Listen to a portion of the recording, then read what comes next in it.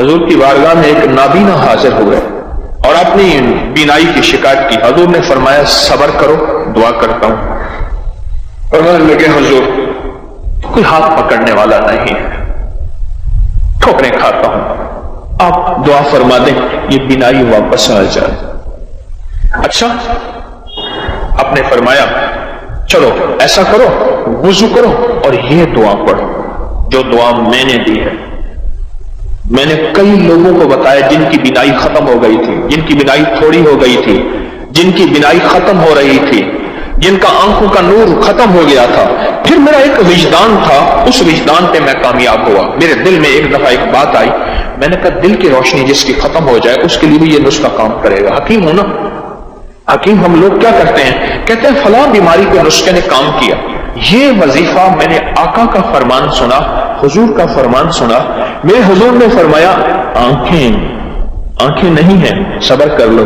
میں حضور ہاتھ پکڑنے والا کوئی نہیں، ٹھوکریں کھاتا ہوں، آپ کو عنایت فرما دیں. میرے حضور نے یہی نسخہ عنایت فرمایا، یہی وظیفہ، اور اس کی آنکھیں ٹھیک ہو گئیں. میں نے کئی لوگوں کو دیا جن کے دل کی آنکھیں ختم ہو گئی تھیں، دل کی روشنی ختم ہو گئی تھی، دل کا نور ختم ہو گیا تھا. مجھے بے شمار نے بتایا کہ ان کا دل کا نور واپس آیا ہے اور دل کی روشنی واپس آئی ہے اور آنکھوں کا سرور واپس آیا ہے. اور اگلے لفظوں میں کیا کہوں، ان کے دل کو کشف شروع ہو گیا ہے اور دل کے اندر نور بھر گیا ہے اور دل کی روشنی ہے. جب آنکھیں اندھی ہوں تو ڈنڈے اور سانپ کا پتہ نہیں چلتا، جب آنکھیں اندھی ہوں گڑھے کا آگ کا پتہ نہیں چلتا، جب آنکھیں اندھی ہوں تو پھر آگے دشمن دوست کا پتہ نہیں چلتا. اس طرح جب دل کی آنکھیں اندھی ہوتی ہیں پھر یہ پتہ نہیں چلتا کہ میری آخرت برباد ہو رہی ہے یا خراب ہو رہی، اور مجھے اس میں خیر ہے یا شر ہے. اور میری شادیوں میں ہر وہ کام کر رہا جس میں کملی والے ناراض ہیں، اور غمیوں میں پھر جب آنکھیں اندھی ہوتی ہیں پھر شریکوں کو دیکھتا ہے، رشتہ داروں کو دیکھتا ہے، دوستوں کو دیکھتا ہے، دل کے شوق پورے کرتا ہے. پھر کملی والے کی نظر کو دیکھ کے حیا نہیں آتی. جب دل کی روشنی آ جاتی ہے پھر کملی والے کو دیکھتا ہے، حیا آ جاتی ہے. پھر آنکھیں بھی چھپ جاتی ہیں اور سارے تدبیریں، سارے رواج، سارے شوق ٹوٹ جاتے ہیں. میں نے تو کئی لوگوں کو دیا یہ نسخہ. یہ فضائل درود، فضائل حج سے بتا رہا ہوں میں. صفحہ نمبر 165 ہے، حضرت شیخ الحدیث کی لکھی ہوئی کتاب ہے. اور مشکلات کے لیے انوکھی چیز ہے. کوئی مشکل ہو، کوئی مشکل ہو.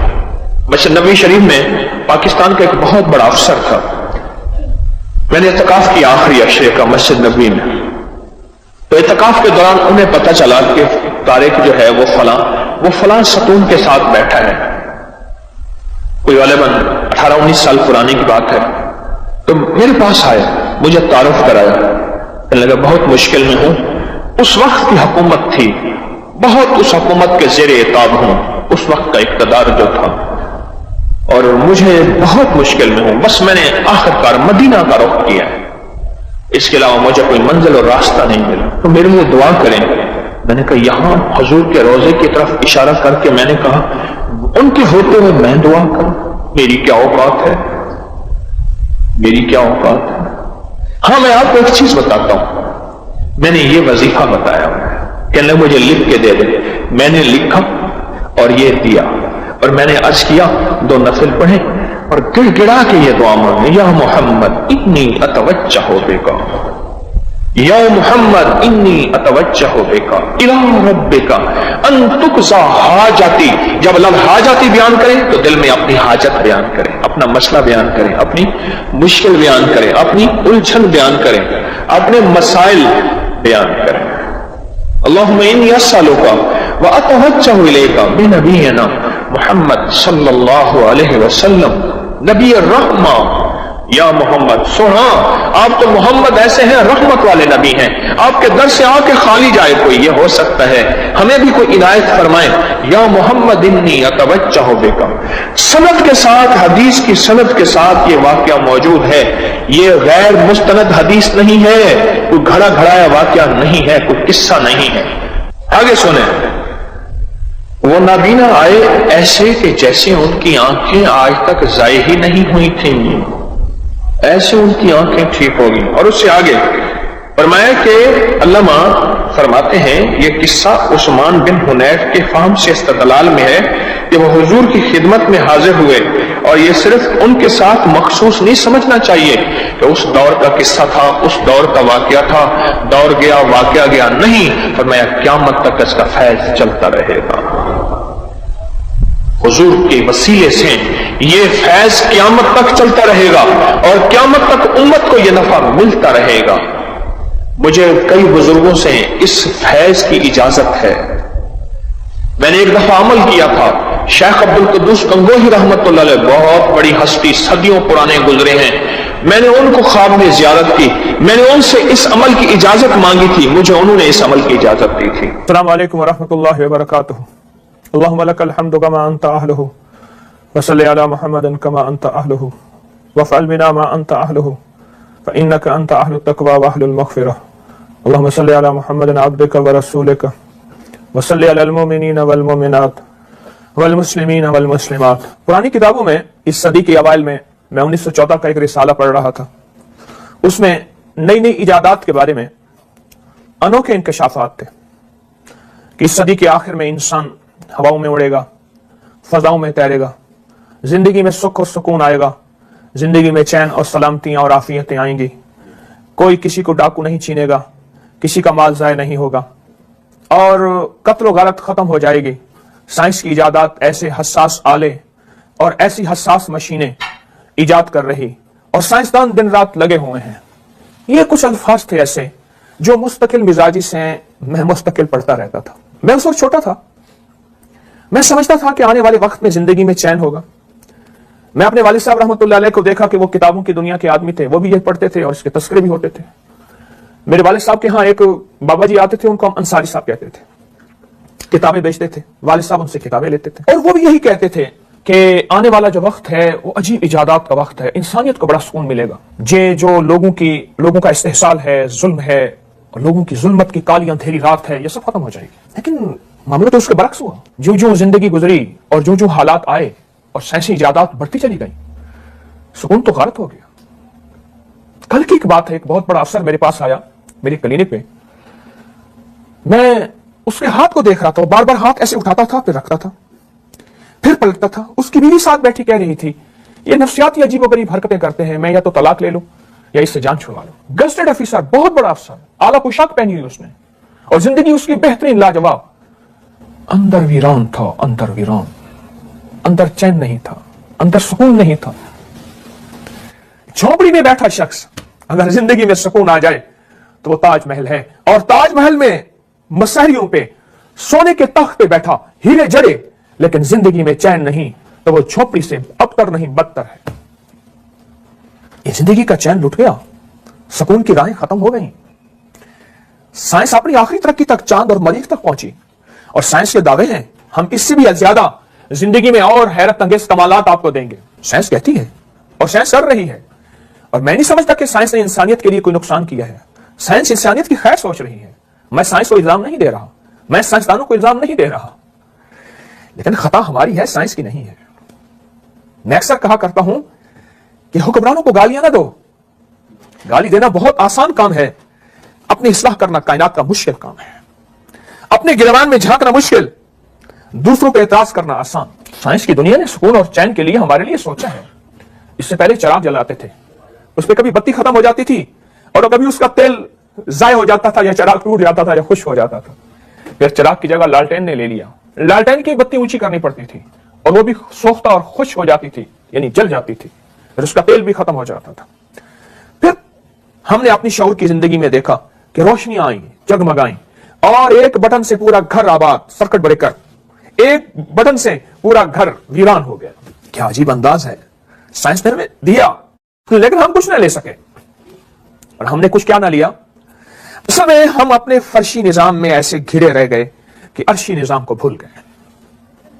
فرشی نظام نے ہمیں زندگی کے سب کچھ دیا، لیکن ایک آواز آتی ہے، اور آواز یہ آتی ہے خیال کرنا، خیال کرنا، خیال کرنا کہ زندگی میں ایک عرشی نظام بھی ہے، اور وہ عرشی نظام کو ایک کائنات کی طاقت چلا رہی ہے، اور وہ طاقت رب ہے، رب ہے۔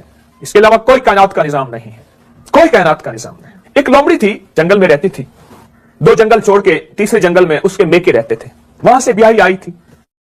دیہاتی کہانی، لیکن سبق بڑا اس میں حیرت انگیز ہے۔ اسے ایک بچہ تھا، ماں بیمار تھی، پیغام ملا مل جا، مجھے دیکھ لے میں تجھے دیکھ لوں، زندگی کی خبر نہیں۔ اس کی ماں بوڑھی لومڑی، اب پریشان کہ میں کیا کروں۔ ایک چھوٹا بچہ اس کا تھا، لومڑی کا، دودھ پیتا بچہ، ابھی کچھ نہ کچھ ساتھ اس نے جنگل کی کوئی چیزیں کھانا شروع کر دی تھی۔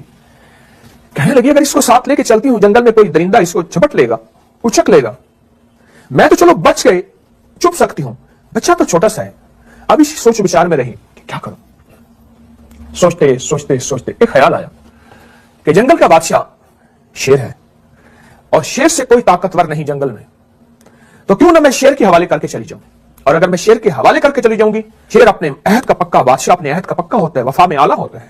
شیر کے پاس ڈرتی، سہمی، الجھتی چلی گئی، نیاز پیش کیا، سر آنکھیں جھکا کے کہنے لگی آقا میں اپنی والدہ کو ملنے جا رہی دوسرے جنگل میں، اور بچہ ہے چھوٹا سا، اس بچے کو میں کیا کروں، بچے کی حفاظت کا نظام کیا بناؤں، آپ ہی مجھے کوئی راستہ بتا دیں۔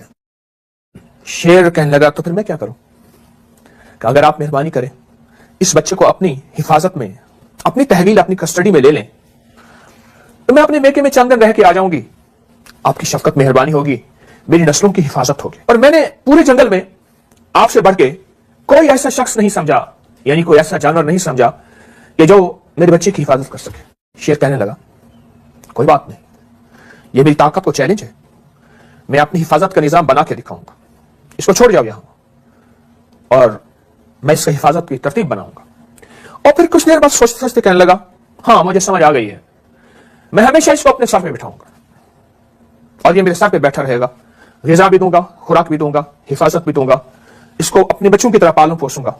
اور شیر نے اس بچے کو پیار محبت سے اپنے بازو میں لیا اور لومڑی خوش ہوئی، یہ میری حفاظت کا نظام بن گیا، اور خوشی خوشی حسرت کی نظروں سے اپنے بچے کو ایسے دیکھتے دیکھتے جنگل میں جھاڑی میں چھپ گئی اور اپنی ماں کے ہاں جانے لگے۔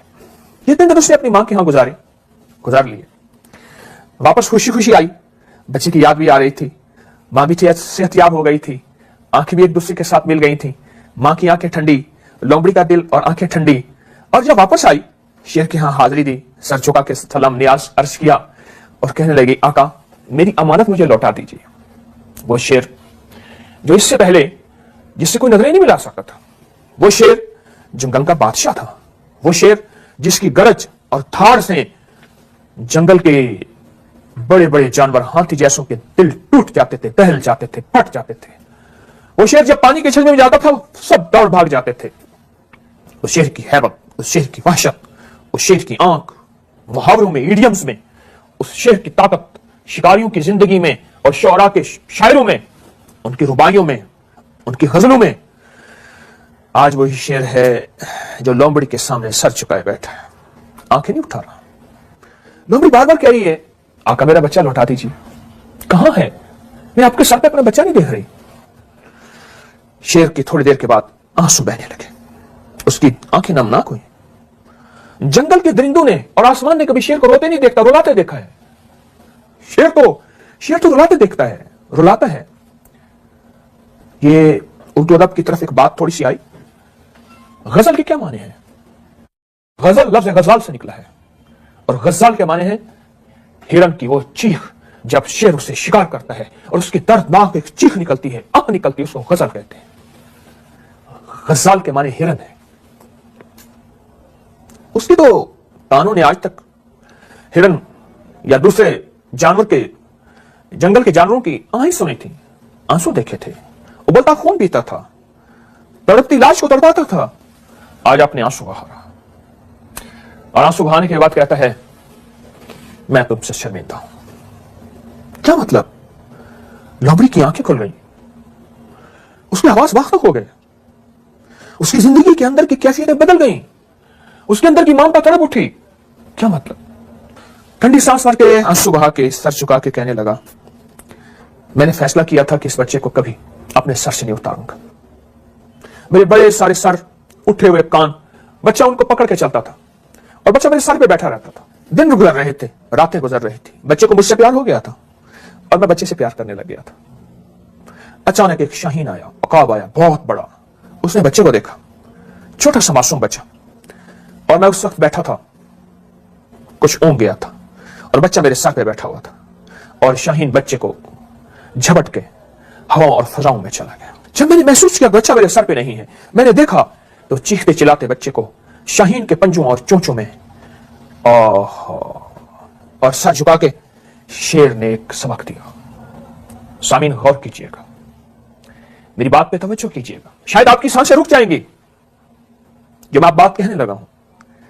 ہاں، اور آپ کے دل کی دھڑکن تیز ہو جائے گی جو میرے بول اس وقت اٹھنے لگے ہیں، اور آپ کروٹ بدلنے پہ مجبور ہو جائیں گے جو میں شیر کی آپ کو بتانے لگا ہوں.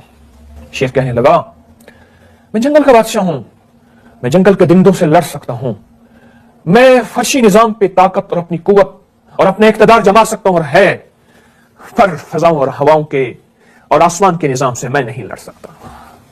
تیرے بچے کو کوئی شاہین اچک کے لے گیا، اب تو مجھے سزا دے، میں تیری ہر سزا کو قبول کروں گا، پر لمبڑی میں تجھ سے سدا ساری عمر شرمندہ رہوں گا. کیا درد کی بات ہے، کیا غم کی آواز ہے، کیا دکھ کے لمحے ہیں جب جنگل کا بادشاہ، جب جنگل کا درندہ جس کا تڑپانا، سسکانا، الجھانا، بھگانا اور نوچ نوچ کے کھانا اس کی فطرت اور سرشت میں شامل ہے، اس کی نیچر میں شامل ہے، آج وہ بے بس ہے، آج وہ بے بس ہے.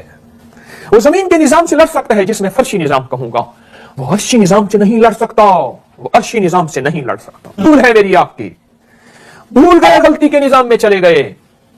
ارے دنیا میں ایسے بسے، مشینی زندگی میں مشین بن گئے، اور دنیا کی زندگی میں ایسے گھسے، ایسے بسے کہ اولاد کو وقت دینا بھول گئے، بیوی کو زندگی کے لمحوں میں اس کو دیکھنا بھول گئے، اور ماؤں کو ٹائم وقت دینا بھول گئے. ہم خود مشین بن گئے، ہم خود مشین بن گئے. ہوئے اس قدر مہذب، کبھی گھر کا منہ نہ دیکھا، کٹی عمر ہوٹلوں میں، مرے ہسپتال جا کر. ہم خود مشین بن گئے. لیکن سامعین، آج کے مشینی دور میں میرے مدینے والے نے ہمیں تنہا نہیں چھوڑا. سبحان اللہ، حضرت محمد صلی اللہ تعالی علیہ وسلم نے کبھی تنہا نہیں چھوڑا. یہ دین کامل، یہ زندگی کامل، یہ نظام کامل. ارے سائنس اپنی آخری حقیقتوں پہ پہنچ جائے، آئے گی مراقبے پہ، میڈیٹیشن کے نام پہ، ہاں آئے گی روحانیت پہ، پیرا سائیکالوجی کے نام پہ اور اسپرچولیٹی کے نام پہ آئے گی. سائنس لوٹ آئی ہے، سائنس خوابوں پہ ریسرچ کر رہی ہے، سائنس روحانیت کو دیکھ رہی ہے، سائنس اسٹرالوجی اور پورے نظام کے اسٹرل ورلڈ کو، عالم لاہوت، عالم ملکوت، عالم مکان کی طرف توجہ کر رہی ہے. سائنس بے بس ہو گئی ہے. سائنس نے دیا ہوا جو معاشرہ ہے اس میں انگزائٹی پائی ہے، اس میں ٹینشن پائی ہے، اس میں اسٹریس پایا ہے، اس میں جھنجھلاہٹ پائی ہے. آپ کو علم ہے کہ خودکشیوں کی شرح بڑھ گئی ہے. ذرا چپکے سے آپ آنکھیں بند کیجیے.